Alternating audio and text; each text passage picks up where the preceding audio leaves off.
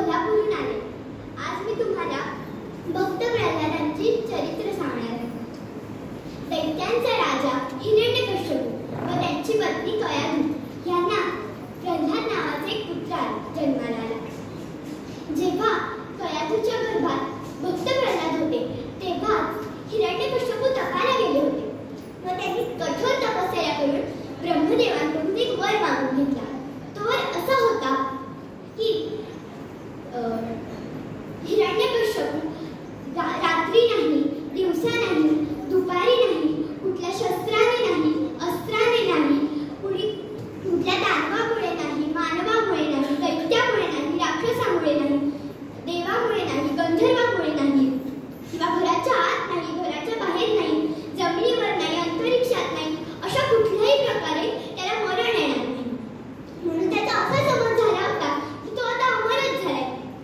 जेव्हा हिरण्यकश्यप तपाला गेला होता तेव्हा कयाधूच्या गर्भात भक्त प्रल्हाद होते. त्यामुळे कयाधू नारद मुनीच्या आश्रमात राहिली होती. तेव्हा नारद मुनींनी तिला एक विष्णूचा मंत्र शिकवला. ती रोज त्याचे पठण करायची. म्हणून भक्त प्रल्हादांना गर्भातच तो मंत्र पाठ झाला. म्हणून जन्माला आल्यापासून ते विष्णूची भक्ती करतात. पुढे कालांतराने भक्त प्रल्हाद मोठे झाले. त्यांच्या वडिलांनी म्हणजे हिरण्यकश्यपूने त्रैलोक्यावर राज्य मिळवले व भक्त प्रल्हादांना दैत्यांच्या शाळेत घातले. दैत्यांच्या शाळेत त्यांचे मन रमतच नसे. त्यांना फक्त विष्णूंची भक्ती करायलाच आवडत असेल. म्हणून त्यांनी काय केले, दैत्यांची सर्व छोट्या मुलांना जमवले व विष्णूंची भक्ती करायला, त्यांचे नामस्मरण करायला शिकवले. एके दिवशी ही गोष्ट हिरण्यकश्यपूला समजली. म्हणून त्यांनी भक्त प्रल्हादाला जवळ बोलवले, त्याला मांडीवर बसवले, त्याच्या डोक्यावरून हात फिरवला व म्हणाले, काय रे, तुला जगात सर्वात आवडती गोष्ट काय आहे? तेव्हा भक्त प्रल्हाद शांतपणे उत्तर दिले, मला जगात एकच गोष्ट आवडते, ती म्हणजे अरण्यात जाऊन विष्णूंचे नामस्मरण तप करणे. तेव्हा हिरण्यकश्यप चिडला. त्याने भक्त प्रल्हादाला मांडीवरून ढकलून दिले आणि म्हणाला, काय रे, तू माझा अपमान केलायस आणि तू जर माझा ऐकला नाहीस ना तर मी तुला शिक्षा करेन. भक्त प्रल्हाद शांत होते. त्यांना विष्णूंवर विश्वास होता. त्यांना माहित होतं विष्णू आपल्याला काही करून देणार नाही. म्हणून ते शांत बसले आणि अनेकच विष्णूचे नामस्मरण तप करायला लागले. एक दिवस तर हिरण्यकश्यपूला भरपूर राग आला. म्हणून त्यांनी काय केले, शिपायांना आज्ञा केली आणि म्हणाला, जा, पिसाळलेल्या हत्तीला त्या प्रल्हादाच्या अंगावर सोडा. प्रल्हादाला जमिनीवर बसवण्यात आले आणि पिसाळलेला हत्ती त्याच्या अंगावर सोडण्यात आला. पण भक्त प्रल्हाद शांतपणे बसून विष्णूंचे नामस्मरण करत होते. म्हणून हत्ती पळत त्याच्या समोर येऊन थांबला. त्याला वाकून नमस्कार केला. एक प्रदक्षिणा घालून पुन्हा निघून गेला. हिरण्यकश्यप चिडला व त्याने सैनिकाला परत आज्ञा केली की त्या प्रल्हादाला जाऊन पर्वतावरून ढकलून द्या. शिपायांनी त्याप्रमाणे केले. पण भक्त प्रल्हादाच्या नामस्मरणामुळे साक्षात विष्णू तिथे प्रकट झाले. विष्णूंनी भक्त प्रल्हादाला अलगद उचलले व खाली घेऊन सोडले. भक्त प्रल्हादांनी विष्णूंना नमस्कार केला व विष्णू अदृश्य झाले. भक्त प्रल्हाद चालत पुन्हा महाराज इथे आले. ते पाहून हिरण्यकश्यप आश्चर्यचकित झाला. त्याने भक्त प्रल्हादाला उकळत्या तेलात घातले. पण त्या उकळत्या तेलाचं सुगंधित फुलात रूपांतर झालं. आता मात्र हिरण्यकश्यपूचा राग वाढला. त्याने आपल्या बहीण होलिकाला बोलवली. होलिकाला एक असं वरदान होतं की त्या आगीत किती वेळ जरी बसली तरी ती जळू शकणार नाही. पण त्यात एक अशी वेख होती की जर तिने त्या वरदानाचा वापर दुष्ट कामांसाठी केला तर ती जळून राख होईल. तिलाही लक्षातच आले नाही. तिने भक्त प्रल्हादाला मांडीवर घेतले आणि सैनिकांनी दिली की आग लावली. पण काय आश्चर्य, भक्त प्रल्हाद जळालाच नाही, उलट होलिका जळून राख झाली. आता मात्र हिरण्यकश्यप भयंकर चिडला आणि भक्त प्रल्हादाला म्हणाला, काय रे, तुझा तो विष्णू कुठे आहे, कुठे राहतो? तेव्हा भक्त प्रल्हाद शांतपणे म्हणाला, भगवान विष्णू तर जळी, स्थळी, काष्ठी, पाषाणी जगाच्या कणाकणात आहेत. माझ्यातही आहेत व तुमच्यातही आहेत. हिरण्यकश्यप चिडून म्हणाला, काय रे, या खांबात येतो तुझा विष्णू? भक्त प्रल्हाद म्हणाला, हो तर या खांबातही आहेत.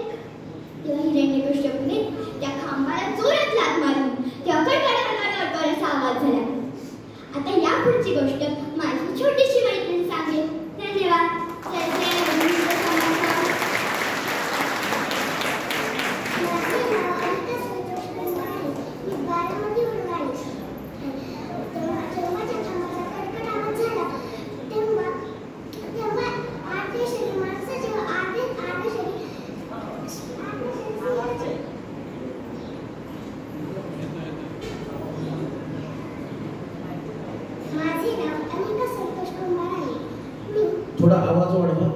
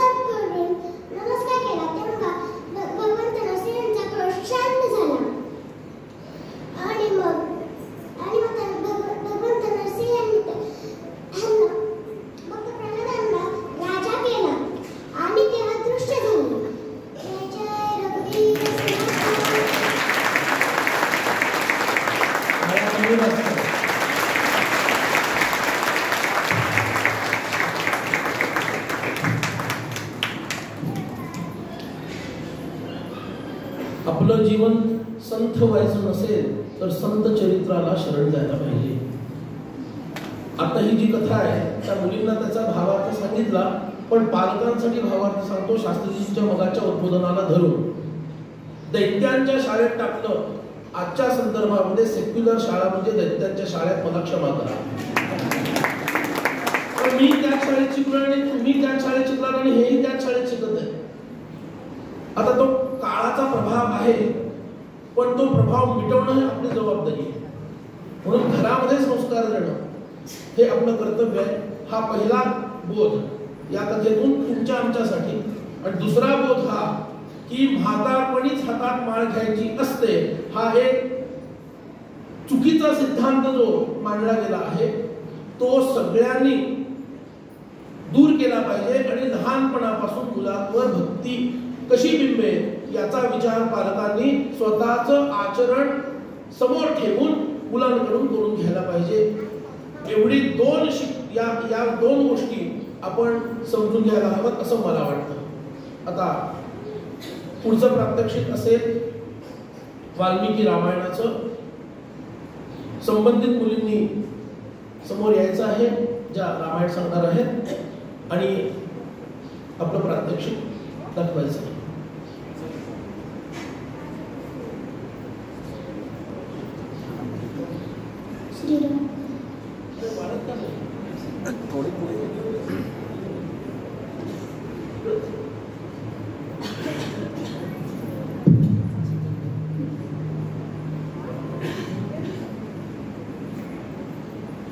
श्रीराम.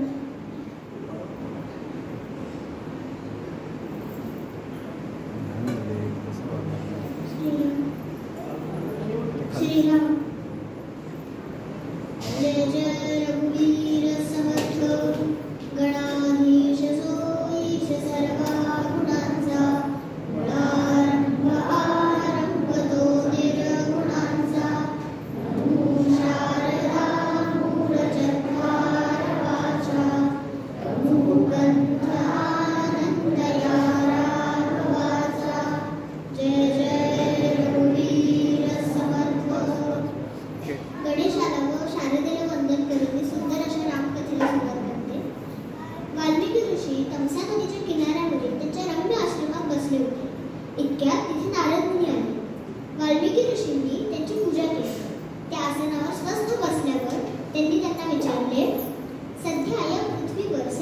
संपन्न व पराक्रमी असा कोणता राजा आहे?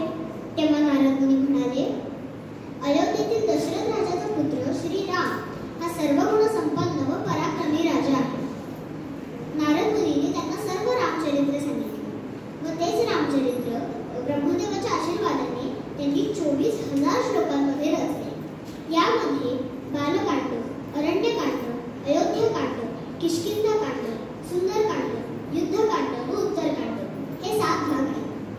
वाल्मिकी ऋषींनी हेच रामायण त्यांच्या शिष्यांना लवकुश यांना शिकवले व लवकुशांनी ते रामसभेत गायले. शरयू नदीच्या किनाऱ्यावरील अयोध्या अतिशय संपन्न होती. तेथील पराक्रमी राजा दशरथ हा राज्य करीत होता. त्यांना 3 राण्या होत्या, परंतु पुत्र नव्हता.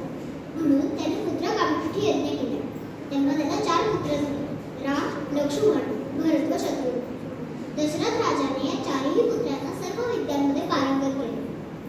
श्री राम व लक्ष्मण 15 वर्षाचे होताच विश्वामित्र ऋषीमुनी त्यांना यज्ञ रक्षणासाठी नेले. जाता जाता त्यांना बला व अतिबला या शक्ती दिल्या. तसेच श्री रामांनी जाता जाता ताटका राक्षसीचा व तिचा पुत्र सुबाहू याचा वध केला व मारीच राक्षसाला त्यांच्या बाणांनी 100 योजने दूर फेकून दिले. यज्ञ समाप्त झाल्यावर विश्वामित्र ऋषी श्री राम व लक्ष्मणांना घेऊन मिथिला नगरीत येत होते. येताना त्यांनी गंगावतरण व समुद्रमंथन या कथा सांगितल्या. श्री रामांनी मिथिला नगरीमध्ये येऊन शिवधनुष्य उचलण्याचा पराक्रम केला. त्यामुळे जनक राजा आनंदित झाला. श्री रामांचा विवाह सीतेशी झाला. तसेच लक्ष्मण, भरत, शत्रुघ्न यांचेही विवाह झाले. सर्वजण परत अयोध्येत येत असताना वाटेत श्रीरामांनी परशुरामांचा पराभव केला. सर्वांचे अयोध्येत उत्तम प्रकारे स्वागत झाले. असे हे बालकांड थोडक्यात सांगितले. आता ऐकूया अयोध्याकांड.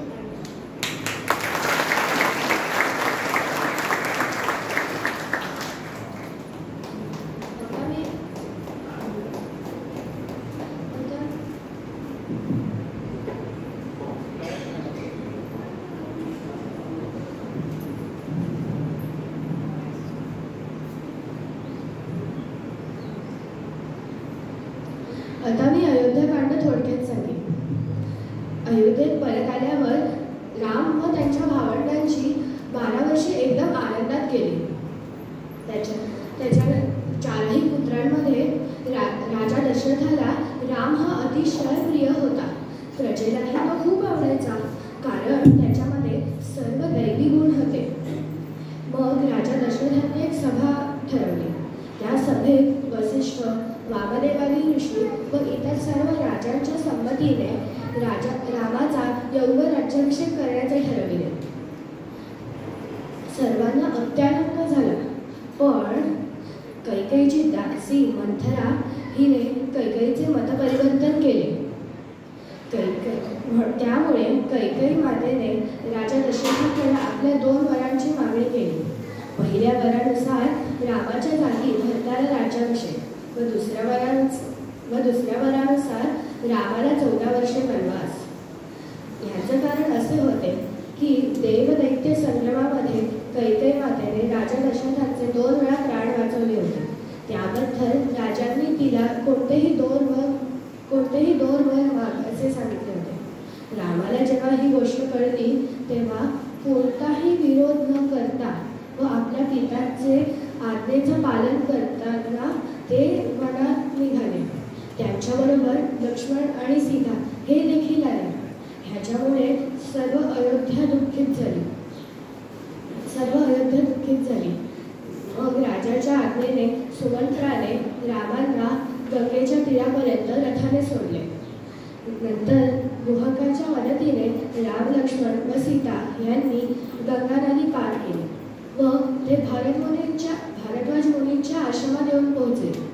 तिकडे भारद्वाज मुनींनी त्याचे मनःपूर्वक स्वागत केले. रामांनीही त्यांना वंदन केले. मग भारद्वाज मुनींनी त्यांना चित्रकूटावर जायला सांगितले. इकडे अयोध्येत रामाच्या वियोगाने राजा दशरथाने प्राणत्याग केला. त्यामुळे भरताला मामाकडून परत अयोध्येत बोलावून घेतले.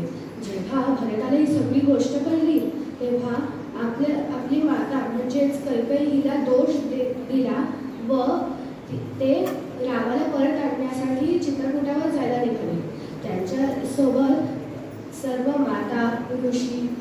सैन्य हे देखील आले. ते चित्रकूटावर पोहोचल्यावर भरताने रामाला परत यायची विनवणी केली. सत्यप्रतिज्ञ रामाने त्या विनवणीस नकारले, कारण कैकेयी मातेला राजा दशरथांनी वचन दिले होते. मग भरताने रामाच्या पादुका घेतल्या व ते अयोध्येत आले. तिकडे रामाच्या पादुकांवरती भरताने राज्याभिषेक केला व स्वतः नंदीग्राम ह्या गावात राहून साधूचा वेश धारण करून ते राहिले. मग जसे भरत भेटून गेले तसे रामाने चित्रकूट पर्वत सोडला व ते अत्रि मुनीच्या आश्रमात येऊन पोहोचले. तिकडे अत्रि मुनींच्या पत्नी म्हणजेच अनुसूया हिने दिव्य वस्त्र सीता मातेला दिले. असे हे अयोध्याकांड मी थोडक्यात सांगते. आता आपण पुढील रामायण ऐकूया.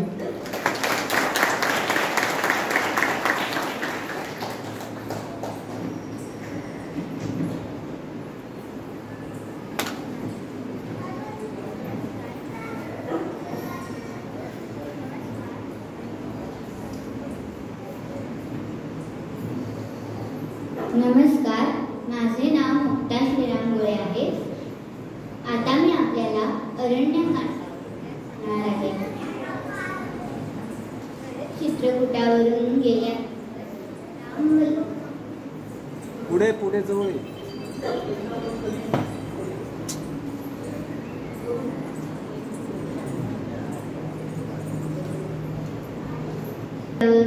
गेल्यानंतर राम, लक्ष्मण व सीता हे चित्रकूट पर्वतावरून दंडकारण्यामध्ये आले. तिथे अनेक ऋषींचे आश्रम होते. त्यांनी 10 वर्ष त्या आश्रमात राहून ऋषींचे राक्षसांपासून रक्षण केले. ते एक दिवस अगस्त्य मुनींच्या आश्रमामध्ये गेले. तेव्हा अगस्त्य मुनींनी रामाला विजयप्राप्तीसाठी दिव्य तलवार, बाण व धनुष्य दिले व तुम्ही यापुढे पंचवटीत जाऊन वास्तव्य करा असे सांगितले. पंचवटीत आल्यानंतर लक्ष्मणाने राम सीतेसाठी सुंदर पर्णकुटी बांधली.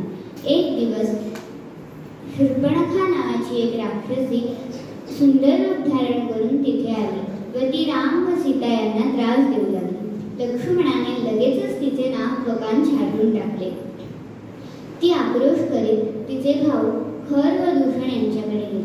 तिची अवस्था पाहून त्यांनी लगेच 14,000 राक्षसांचे सैन्य तयार केले व ते रामाचा बदला घेण्याकरता निघाले. तेव्हा राम लक्ष्मणाला म्हणाला, लक्ष्मणा, तू सीतेचे रक्षण कर, मी या राक्षसांचा निपात करतो. मग एकटा राम 14,000 राक्षस आणि खर दूषणांपुढे ठाण मांडून उभा राहिला. त्याने 1.5 मुहूर्तात म्हणजे अवघ्या 72 मिनिटांमध्ये संपूर्ण राक्षसांचा पराभव केला. शूर्पणखा हा त्याचा पराक्रम पाहत होती. तिने हे सर्व वृत्त आपला भाऊ रावण याला जाऊन सांगितले.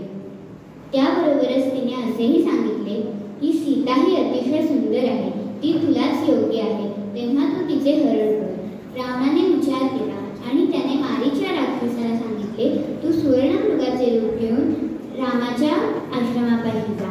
त्याप्रमाणे मारीच राक्षस सुवर्णमृगाचे रूप घेऊन रामाच्या आश्रमापाशी गेला. त्याने रामाला दूर नेले. इकडे राम व लक्ष्मण पर्णकुटीत नाहीत हे पाहून रावणाने सीतेचे हरण केले व तो तिला लंकेला नेऊ लागला. वाटेत जटायूने त्याला अडवले व त्याच्याशी युद्ध केले, पण रावणाने त्याचे दोन्ही पंख छाटून टाकले आणि तो सीतेला घेऊन निघून गेला. इकडे राम आणि लक्ष्मण आश्रमामध्ये परत आले, पण सीता त्यांना दिसली नाही. त्यामुळे ते तिचा इकडे तिकडे शोध घेऊ लागले. त्यांना जटायू दिसला. जटायूने त्यांना सांगितले की एक राक्षस सीतेला घेऊन दक्षिणेकडे गेला. तेव्हा ते दोघं सीतेचा शोध करत दक्षिणेकडे गेले. वाटेत त्यांना कबंध नावाच्या एका राक्षसाने अडवले. तेव्हा राम व लक्ष्मणांनी त्यांचे हात छाटून टाकले. तेव्हा तो मूळचा शापित गंधर्व पुन्हा गंधर्व रूपामध्ये आला व त्याने रामाला सांगितले, तू ऋष्यमुख पर्वतावर राहणाऱ्या महाबलाढ्य अशा सुग्रीव वानराशी मैत्री कर, तो तुला सीतेचा शोध घेण्यासाठी मदत करेल. तेव्हा राम व लक्ष्मण ऋष्यमुख पर्वताकडे निघाले. वाटेत त्यांना शबरीचा आश्रम लागला. रामाच्या कृपेने शबरी मुक्त झाली. ते तिथून पुढे ऋष्यमुख पर्वताजवळील पंपा सरोवरापाशी येऊन बसले. तिथे त्यांनी स्नान केले. आता मी आपल्याला अरण्यकांडाचा सारांश सांगितला. आता आपण किष्किंधा कांड ऐकूया. धन्यवाद.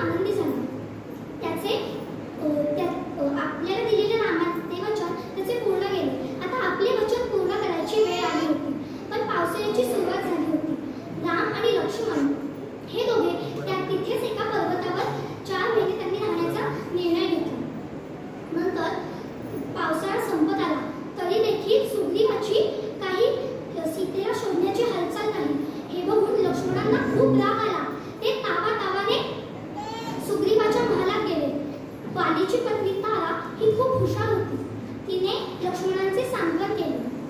ती म्हणाली, वाली सुग्रीवाने सर्व वानरांना तिथे जमण्याची आज्ञा दिली आहे. लवकरच ते सर्व सीतेला शोधण्यासाठी तुमच्याकडे येतात. हे ऐकून लक्ष्मणांचा राग शांत झाला व ते सर्व रामाजवळ आले. सुग्रीव म्हणाला, तुमच्यामुळे मला एवढे मोठे वैभवशाली वानर राज्य मिळाले, त्यामुळे मी तुमचा आभारी आहे. हे म्हणून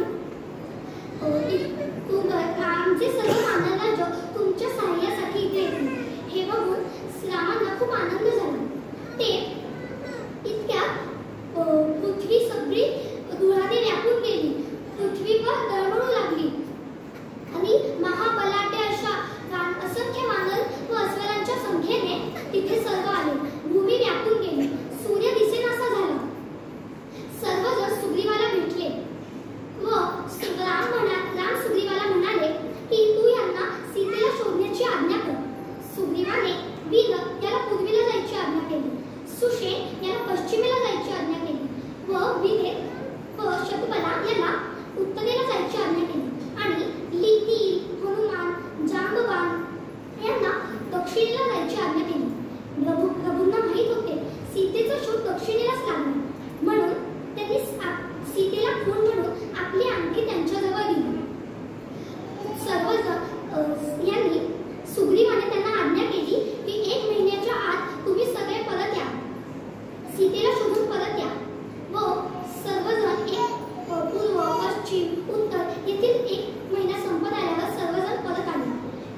ते म्हणाले, आम्ही सर्वत्र सीतेला शोधले, पण सीता कुठेच सापडली नाही. जय जय रघुवीर समर्थ.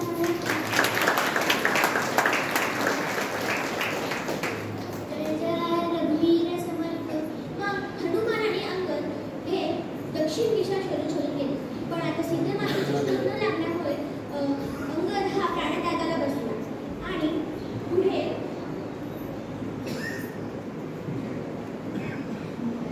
प्राणत्यागाला बसला. इतरही वानर त्याच्यासोबत प्राणत्यागाला बसले. तिथे एक भला मोठा गिधाड आला आणि त्याने अंगदाचे म्हणणे ऐकले. तो अंगद म्हणत होता की जटायूने रामांसाठी प्राणत्याग केला, तसा आपणही पुण्य करूया. मग ते प्राणत्यागाला बसतात आणि हे सगळं तो गिधाड ऐकत असतो आणि तो त्यांच्याजवळ येऊन म्हणतो की मी जटायूचा मोठा भाऊ संपाती आहे. मी व जटायू आम्ही इंद्राचा शोध घेण्यासाठी आकाश मार्गाने जात होतो. तिथे जटायूचे पंख भासतील, त्यामुळे मी त्याला झाकले आणि माझे पंख जळून गेले आणि मी या कर्मकाराला भेटले. जटायूचं काय झाले ते मला माहित नाही, ते तुम्ही सांगा. मग अंगद म्हणतो की रावणाने सीतेचे हरण करताना जटायूला मारले आहे. आता त्या रावणाचाच पत्ता आम्हाला हवा आहे. मग तो संपाती म्हणतो की कुबेराचा भाऊ रावण हा लंकेत राहतो.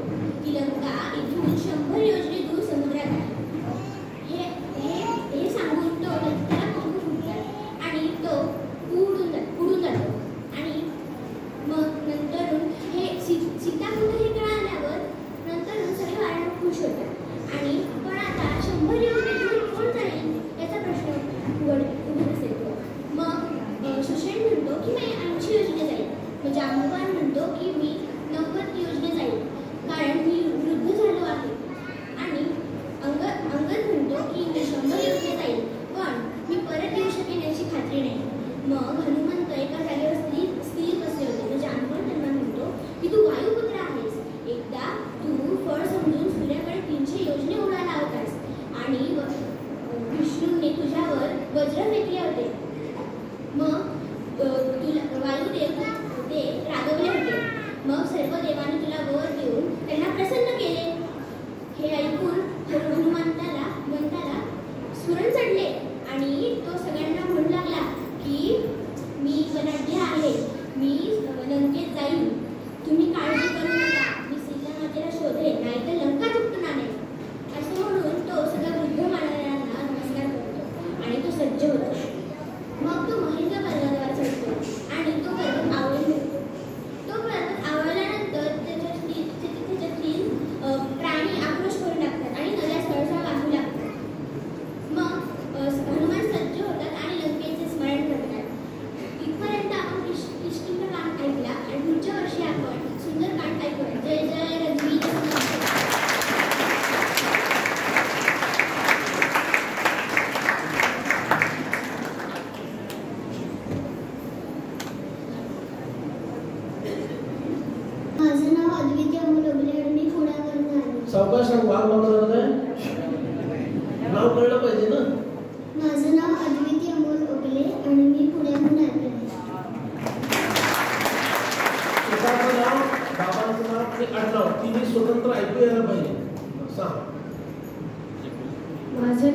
चंद्रशेखर मलिक आहे आणि मी मुंबईहून आले आहे.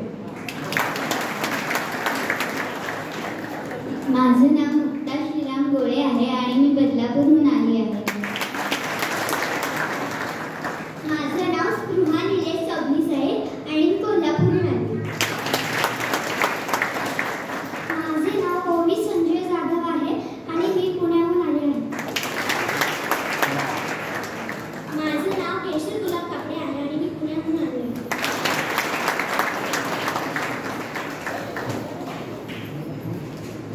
नास्ति गंगा समम तीर्थम नास्ति मातृ समो गुरु नास्ति विष्णु समो देवो नास्ति रामायणात परम.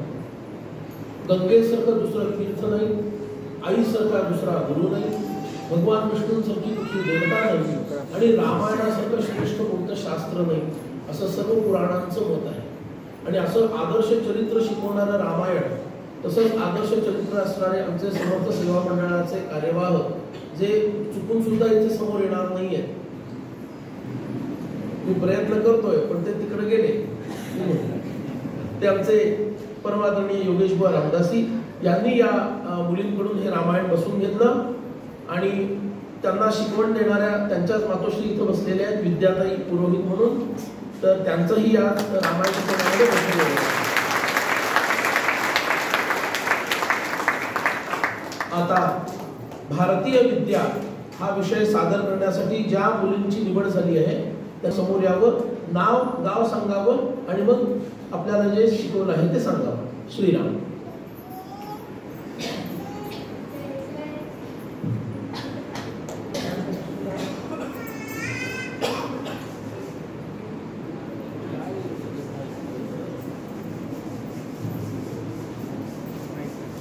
वीर समर्थ. माझे नाव पूर्वा निलेश पठारे, मी भांबोऱ्याहून आले आहे. आज मी आपल्या समोर आयुर्वेद या विषयावर थोडं काही बोलणार आहे. आपल्या शास्त्रामध्ये आयुर्वेद याला महत्त्व आहे. आयुर्वेदामध्ये आपल्याला आपल्या शरीराची वेगवेगळ्या औषधी वनस्पतींची माहिती दिली गेली आहे. आयुर्वेदाचे मी आता सुरुवात करत आहे.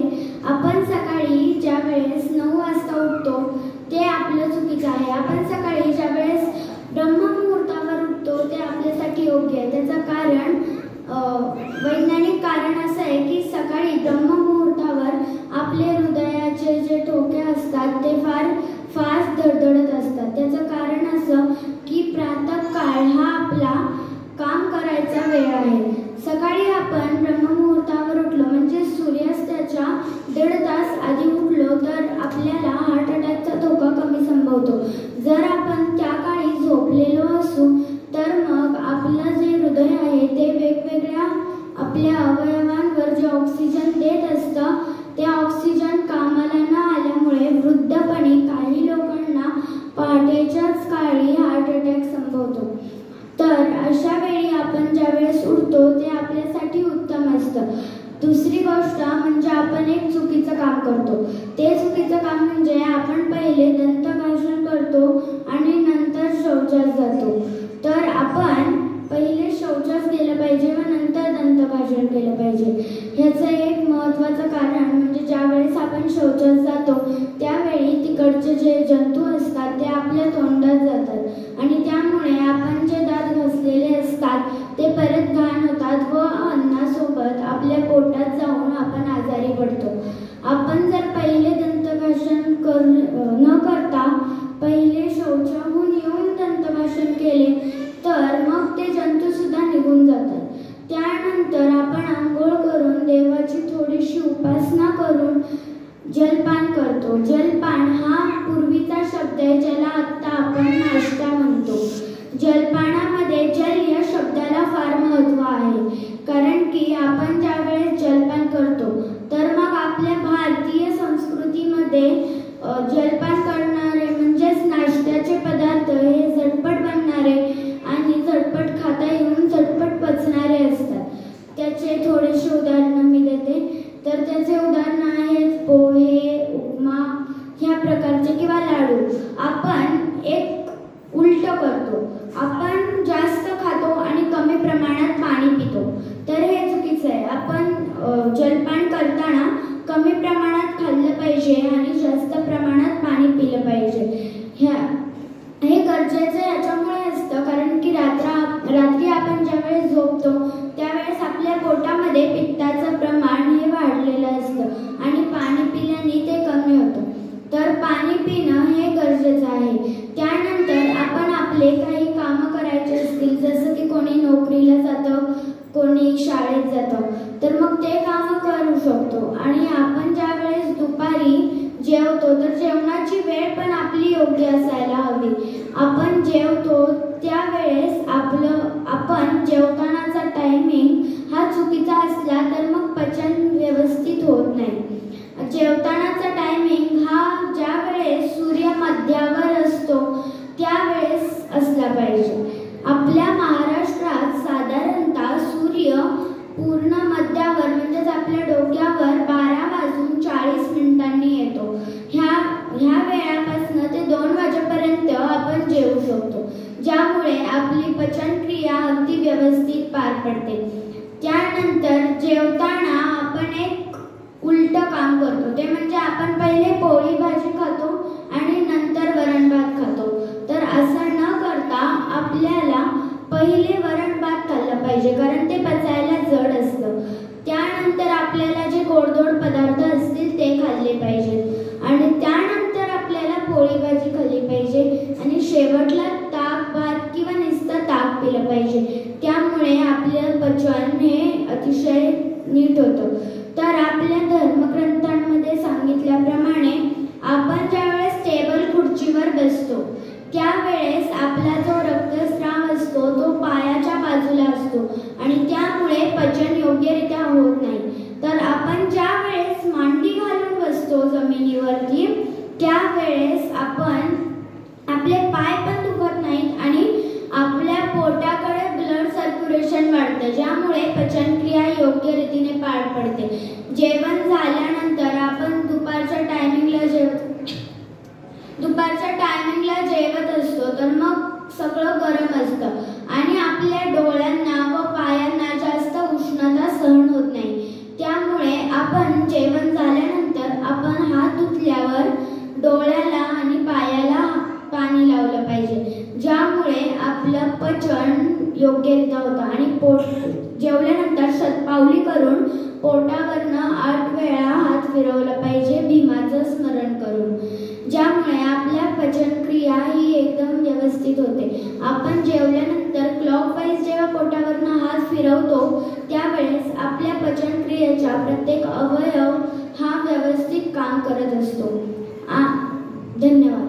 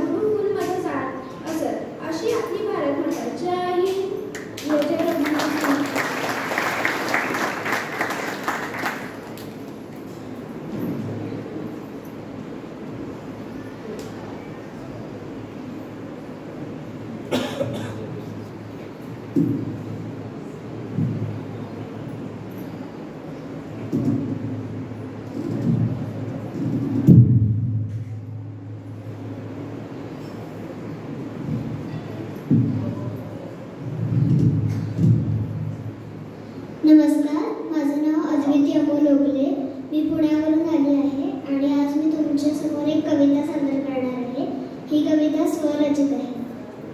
समर्थांप्रमाणे व्हावे माझे वैराग्य, समर्थांप्रमाणे व्हावे माझे वैराग्य, रामाची उपासना करावी योग्य. समर्थांची पाहावी मोठी कीर्ती, बघावी मोठ्या उत्साहाने रामाची मूर्ती. समर्थांचे आशीर्वाद राहावेत माझ्या पाठी, कधी नाही सोडणार त्यांची मिठी, कधी नाही सोडणार त्यांची मिठी. धन्यवाद.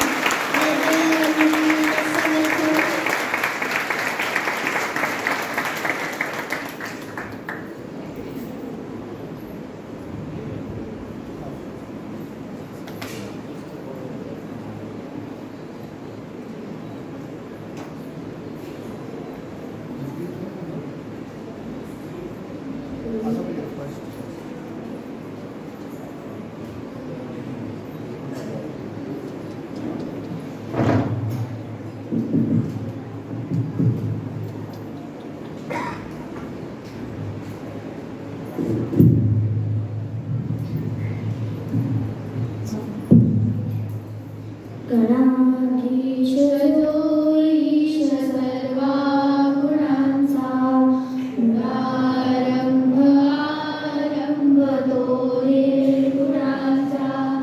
नमो शारदा मूळ चत्वार वाचा, दहुपंथ अनंत या राघवाचा.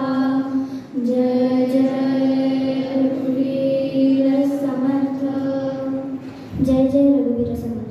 माझे नाव आरोही ओंकार अस्मिकर आहे आणि मी छत्रपती संभाजीनगरवरून आली आहे. आज मी तुम्हाला भारत या विषयावर थोडी माहिती देणार आहे. भारत हा खूप जुना व पुरातन देश होता आहे. भारत या देशात खूप समृद्धी आहे. भारत हा जुना देश आहे हे मी सिद्ध पण करू शकते. पाकिस्तान व बांगलादेश 1947ला भारतापासून वेगळे झाले. ह्याच्याने आपल्याला कळते की भारत खूप जुना देश आहे.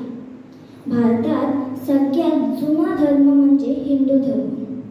श्री रामदास स्वामी, श्रीकृष्ण व रामराया हे तिघाही जानवं घालायचे. जानवं हे हिंदू धर्माचं प्रतीक आहे. ह्याच्याने आपल्याला हे कळते की हिंदू धर्म सगळ्यात जुना धर्म आहे. आता मी माझ्या मैत्रिणीला पुढे सांगायला विनंती करते. नमस्कार, माझे नाव मृण्मय शेखर मलिक आहे व मी मुंबईवरून आले आहे. मी माझ्या मैत्रिणी सांगितलेल्या विषयावरचा पुढचा भाग सांगणार आहे. हिंदू धर्माचा मूळ ग्रंथ म्हणजे वेद आहेत. वेदाचे 4 भाग आहेत. ते चार वेद असे.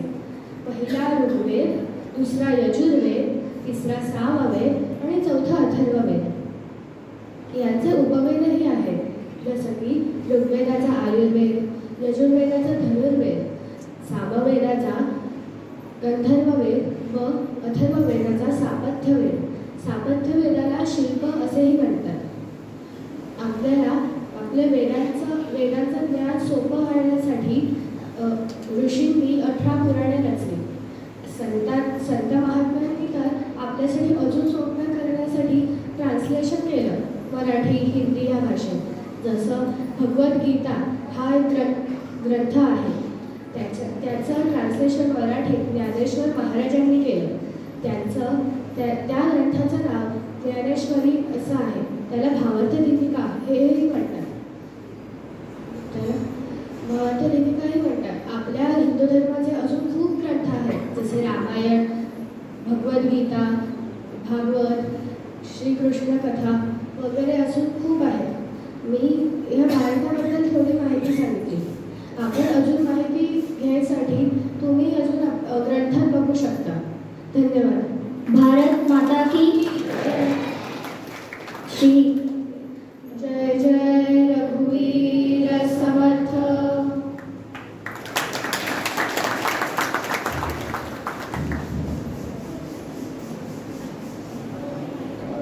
जय जय रघुवीर समर्थ.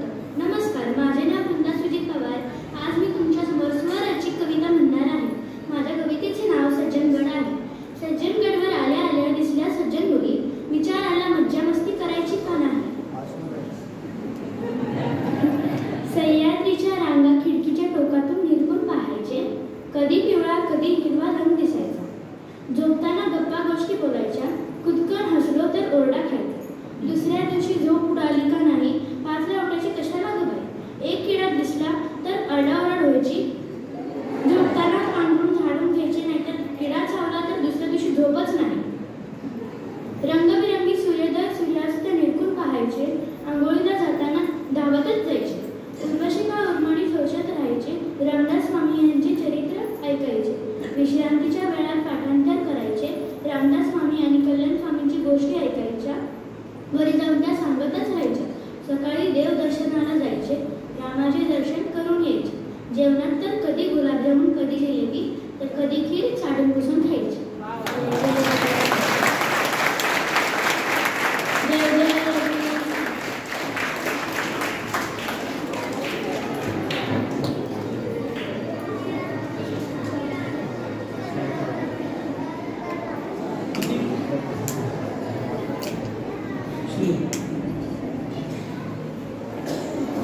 श्रीराम. थोडा मुलींनी थोडं शांत राहायचं. श्रीराम.